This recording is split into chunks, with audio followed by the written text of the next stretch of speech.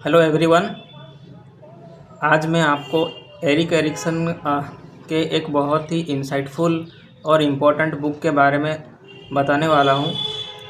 उस बुक का नाम है चाइल्डहुड एंड सोसाइटी।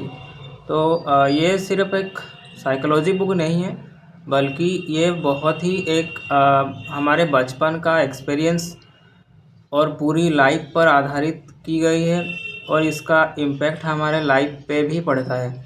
तो एरिक एरिक्सन एक फेमस साइकोलॉजिस्ट थे जिन्होंने साइकोसोशियल डेवलपमेंट का थ्योरी दिया था।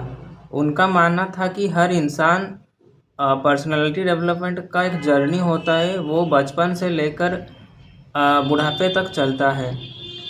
जो बचपन के लेकर बुढ़ापे तक चलता है, तो उसमें आज का प्रेजेंटेशन में मैं आपको एरिक एरिक्सन की थ्योरी का इम्पोर्टेंस और इस बुक का सिग्निफिकेंस के बारे में बताने वाला हूँ। तो इस बुक के मेन कंटेंट पर आते हैं। तो एरिक्सन ने अपने बुक में साइकोसोशियल डेवलपमेंट का कंसेप्ट एक्सप्लेन किया है। उन्होंने कहा है कि इंसान का लाइफ में 8 स्टेजेस होते हैं, जिसमें हर स्टेजेस का मेजर कॉन्फ्लिक्ट या चैलेंज लेकर आता है। आज मैं आपको चाइल्डहुड का पहला बल्कि पूरा 8 स्टेजेस आपको बताने वाला हूँ, जो कि इस बुक का मेन फोकस पॉइंट है। तो पहला जो स्टेज आता है वो है इन्फेंसी। वो होता है चाइल्ड में 0 to 1 ईयर एज तक। तो ये स्टेज बचपन का सबसे पहला और इम्पोर्टेंट फेज होता है। क्या इस बात कि ये एक बच्चा दुनिया को ट्रस्ट करना सीखता है या नहीं, ये इस स्टेज का एक इम्पोर्टेंट पॉइंट है। तो दूसरा स्टेज जो कि है वो है अर्ली चाइल्डहुड का। तो ये स्टेज 1 से लेकर 3 स्टेज तक आता है। तो इस स्टेज में बच्चा इंडिपेंडेंट होना सीखता है, जैसे खुद खाना हो गया, चलना या नहाना और दूसरे चीज़ों को एक्सप्लेन करना। तीसरा जो स्टेज है वो है प्ले एज, जो कि 3 to 6 ईयर के बीच में रहता है।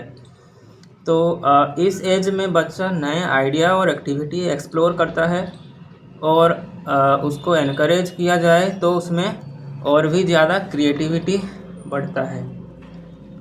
तो चौथा जो स्टेज है वो है स्कूल एज, जो कि बच्चे में 6 to लेकर 12 एज तक दिखाई देता है। तो बच्चा स्कूल और स्किल्स सीखने लगता है इस स्टेज में, और अगर उसे एप्रिसिएशन मिलता है तो वो मतलब उसके अंदर कॉन्फिडेंस आता है।